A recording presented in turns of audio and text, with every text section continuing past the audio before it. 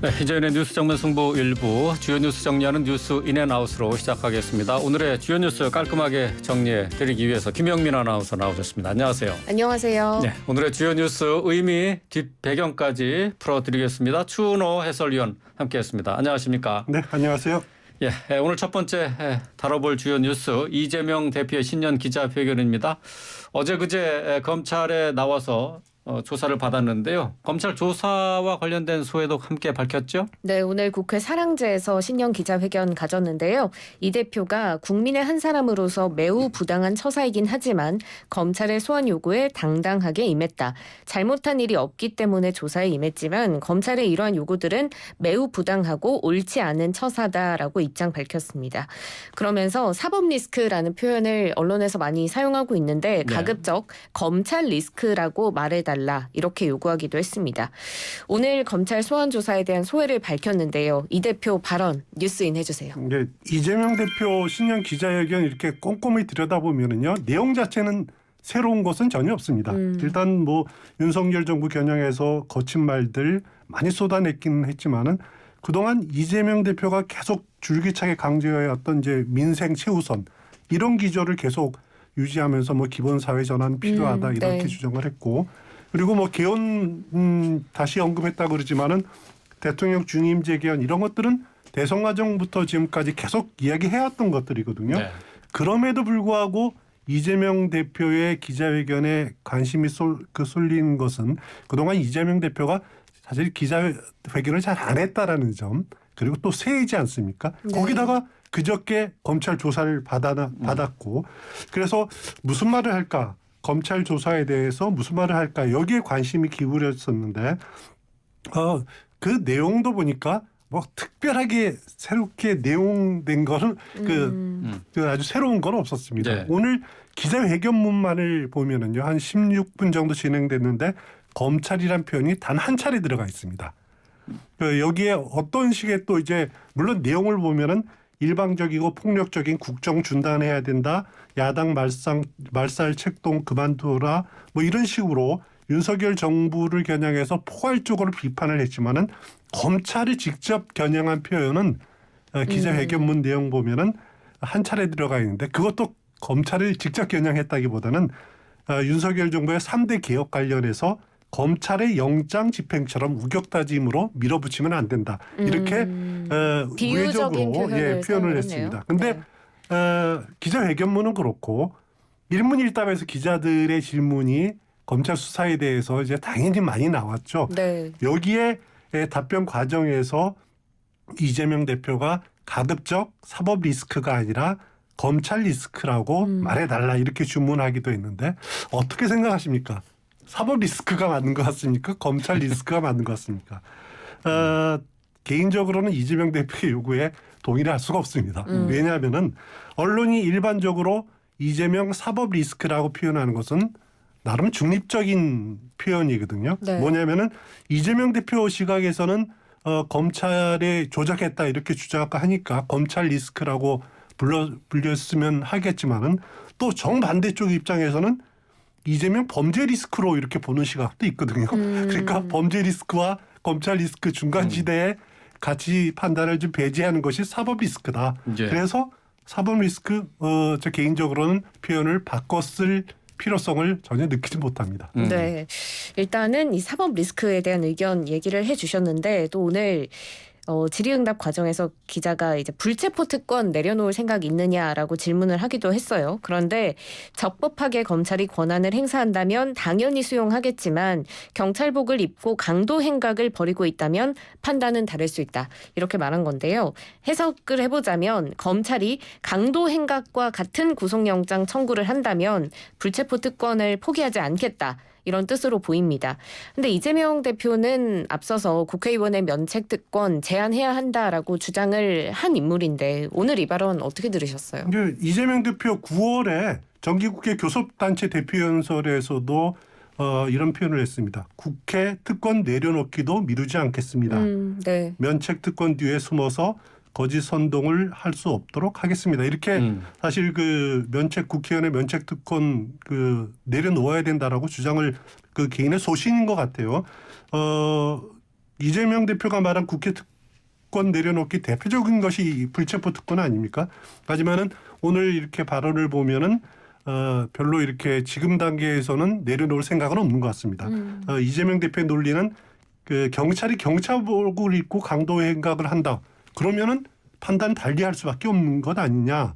이런 식으로 자신을 향한 검찰의 수사를 강도 행각으로 이렇게 비유를 했어요. 이것이 네. 이제 분명하게 불체포 특권을 내려놓을 수 없다라는 뜻을 이렇게 밝힌 것이다. 이렇게 생각이 되는 거고요.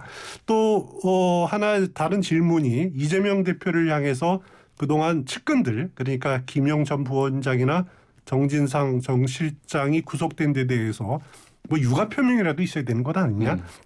이런 요구들은 당 내에서도 제기가 되지 않았습니까? 거기에 대해서 이재명 대표는 그동안 이제 가타부타 입장이 없었는데 오늘도 이제 비슷한 질문이 있었습니다. 있었죠. 예. 예, 유감 표명할 생각이 있냐 여기 질문했는데 즉답은 피했습니다. 네. 이러면서 사법부 판단은 검찰이 제시한 자료를 가지고 하는 것인데 그러니까 사법부가 구속 이렇게 판단한 것은 검찰이 제시한 자료를 가지고 하는 건데 그 녹취록은 어떻게 근거는 놔두고 번복된 진술에 의해서 의사결정을 했다. 그게 타당하지 않다라고 이렇게 표현을 했어요. 네. 그러고 보면은 사법부의 구속영장 집행이 제대로 된 증거 자료를 의존하지 않았다라고 이렇게 보고 있는 것 같아요. 그렇기 네. 때문에 유감 표명도 사실상 거부했다. 이렇게 보시면 될 것 같습니다. 네.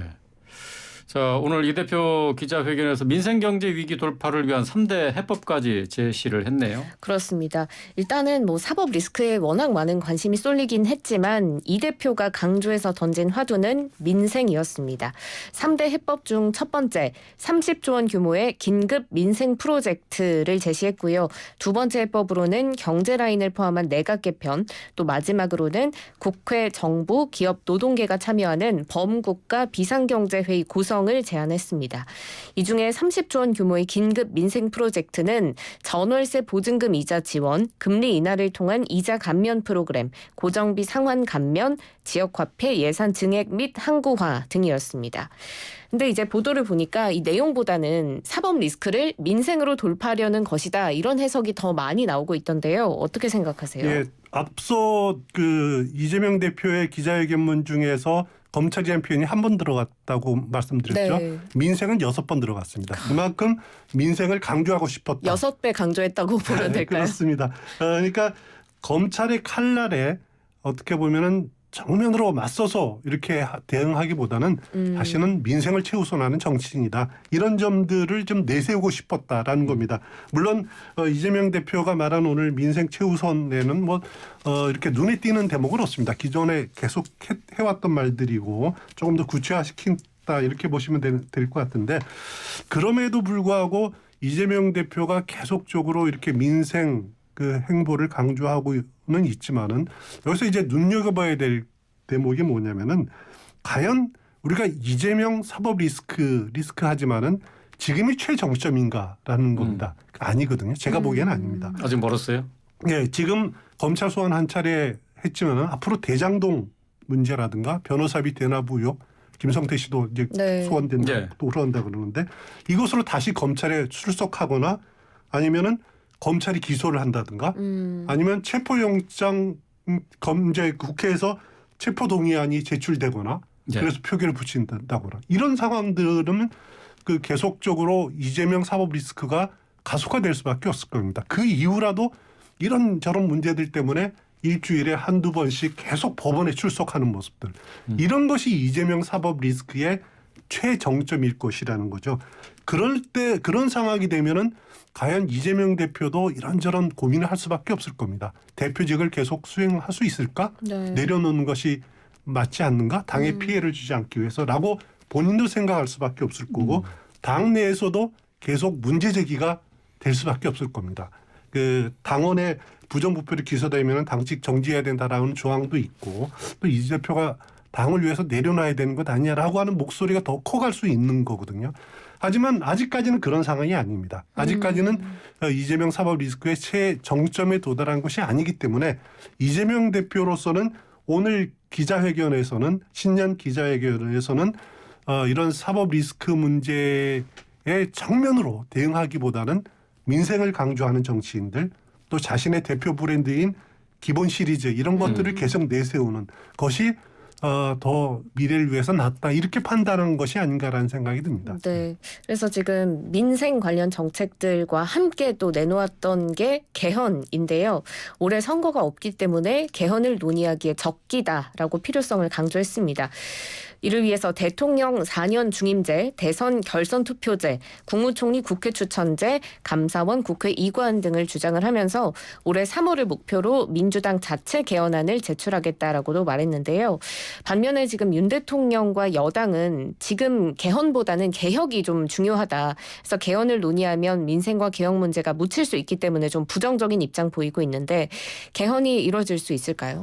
당연히 야당이 요구한다고 개헌이 이루어지는 것은 아니죠. 네. 대통령실의 의중도 중요하고 또 그 여당의 입장도 중요하고 이것이 다 조화를 이루어야지 의기투합해야지 그래도 개헌이 어려운데 야당의 일방적인 요구로 한다고 개헌이 이루어지기는 불가능한 거죠. 네. 지난 정부에서 당시 문재인 정부 청와대와 민주당이 그렇게 개헌을 하려고 해도 야당이 국민의힘 자유한국당이었습니까? 그때는 반대하니까 안 되지 않습니까? 네. 이것이 엄연한 현실인 겁니다. 오늘 대통령실이 개헌 문제에 대한 그 입장이 오후에 보니까 답변이 나왔던데 그 대통령실의 답변이 이거였습니다. 국회에서 논의할 사안이다라는 겁니다. 그러니까 대답을 대통령실도 개헌 문제에 대한 이재명 대표의 요구에 답변을 회피한 거죠. 그러면서 어떻게 표현했냐면은 개헌에 대한 대통령의 생각은 얼마 전 언론 인터뷰, 그러니까 조선일보 인터뷰를 말한 것 같은데요. 네. 통해서 접할 수 있을 것이다. 이렇게 표현했습니다. 근데 언론 인터뷰 그 당시 조선일보 인터뷰를 보면은 윤 대통령이 중대선거구제는 언급을 했지만 이건 국회의원 선거구제죠. 네. 권력구조의 개편 말한 개헌 이슈에 대해서는 말하지 않았습니다. 그러니까 윤 대통령은 지금 개헌 문제 생각하지 않고 있다. 이런 뜻이 담겨 있다라고 보시면 될 것 같고요. 네. 국민의힘 입장도 보니까 정진석 대표가 위원장이 이런 표현을 했습니다. 정치개혁특별위원회에서 논의할 주제다. 별로 신통치 않게 반응을 했었죠. 주호영 원내대표도 이건 정계특위에서 결정될 문제인데 그거를 야당 대표가 이건 되고 안 되고 끊어버리는 것 바람직하지 않다. 그러니까 대통령 4년 중임제 말했지만 이것이 가이드라인인 것처럼 이건 되고 안 된다라고 하면은 개헌 자문위원회에서 어떻게 논의할 수 있겠느냐라고 이렇게 표현했습니다. 결국 대통령실과 국민의힘의 입장은 개헌이라는 것은 블랙홀과 같으니까 예. 여기에 매몰리면은 개혁이고 뭐고 아무것도 안 된다. 그러니까 야당발 개헌에는 거리를 두겠다. 그리고 또 더 나아가서는 지금 이재명 대표가 개헌론을 꺼집어내는 것은 자신에 대한 사법 리스크를 희석하기 위한 그런 포석이 아니냐 이렇게 보고 있는 것 같습니다. 네. 뭐 선거제도 개편 논의도 쉽지 않은 마당에 개헌까지 논의한다는 것은 뭐 사실상 뭐 쉽지 않은 그런 정치 이슈가 아닐까 싶은데요. 이재명 대표 올해 초 신년 인사회에 불참했었는데 오늘 기자회견을 통해서는 영수회담을 다시 한번 촉구를 했네요. 네, 이미 여러 차례 대통령과의 회담을 제안했다면서 그 제안이 지금도 유효하다는 말씀을 드린다. 일방통행 국정 중단하고 실종된 정치의 복원에 협력해 줄 것을 거듭 촉구한다. 이렇게 말했습니다. 정진석 국민의힘 비대위원장은 대통령이 범죄 피의자와 면담할 때는 아니라고 생각한다. 이렇게 좀 강하게 선을 긋는 모습이었는데요. 대통령실 입장도 나왔죠? 그렇습니다. 대통령실 입장도 오후에 나왔는데요. 회담에 대해서는 그러니까 이재명 대표가 요구한 회담에 대해서는 여러 차례 입장을 이미 밝혔다. 회담은 언제나 열려 있다는 말씀을 드린다. 이렇게 표현을 했어요. 대통령실 입장에서는 야당 대표가 공식적으로 또다시 그 회동을 제안했는데 이거 안 된다 이렇게 말할 수는 없는 거죠. 네. 그렇기 때문에 열려 있다 이런 표현을 했는데 그러면서도 국회 상황 등 여러 재반 여건을 고려해서 판단하게 되지 않을까 생각한다. 이런 표현을 했습니다. 그러니까 기존의 대통령실 입장은 그 윤석열 대통령과 이재명 대표가 단독으로 만나는 것은 굉장히 부정적이었습니다. 그러니까 지난번에도 해외 순방, 유엔 방문 마치고 여야 지도부가 같이 만나는 그런 형식을 선호를 했는데 이 형식은 아직까지도 변할 가능성은 별로 없어 보인다라는 생각이 들고요. 지금 윤석열 대통령 일정을 한번 보면은요. 14일부터 21일까지 해외 순방 예정돼 있지 않습니까? UAE하고 스위스 방문 계획이 있는데 과거에는 이런 해외 순방 마치면은 여야 지도부 이렇게 초청을 해서 해외 순방 결과 설명하고 하는 모임들이 자주 있었거든요. 예. 그렇지만 지금 단계에서는 그럴 단계는 아닌 것 같고요. 그리고 또 하나 뭐냐면은 그 국민의힘이 지금 새 지도부 뽑는 경선에 이제 조만간 들어가지 않겠습니까? 그 전에 무슨 또 여야 지도부 회동하기에는 좀 애매할 거고요. 근데 그거 끝나면은 민주당 또 원내대표 경선이 있습니다. 네. 그리고 이어서 국민의힘 원내대표 경선이 진행이 될 거거든요. 이런 절차가 마무리돼야지 대통령과 여야 지도부 회동이 자연스럽게 이루어지지 않을까라는 생각이 듭니다. 그러면서 여기에 또한 굉장히 큰 변수가 이재명 대표에 대한 검찰 수사가 어떻게 되느냐. 이것도 굉장히 중요한 변수일 것이다. 이렇게 예. 보면 될 것 같습니다. 예, 오늘 오전에 있었죠. 이재명 대표 신년 기자회견 내용 살펴봤고요. 계속해서 국회로 가보겠습니다. 오늘 이태원 참사 국조특위 공청회가 시간 현재 열리고 있는데 자 지금 어떻게 진행되고 있는지 지금까지 진행 상황 한번 정리해 볼까요? 네, 이태원 참사 유가족 그리고 생존자 그리고 이태원 지역 상인 등이 참석한 가운데 공청회가 진행되고 있는데요. 유가족들 눈물을 보이기도 하고요. 굉장히 이제 그동안의 문제점들을 제기하는 그런 시간이 됐던 것 같습니다.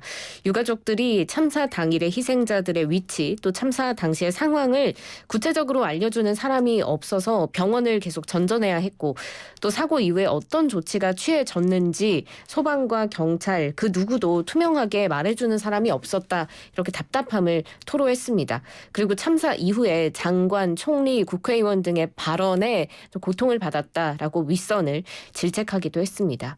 하나하나 이제 지적하는 시간이 됐는데 이제 유가족들의 이야기 뉴스인 해주세요. 오늘 공청회는 그 3차 청문회 대신 열린 자리입니다. 네.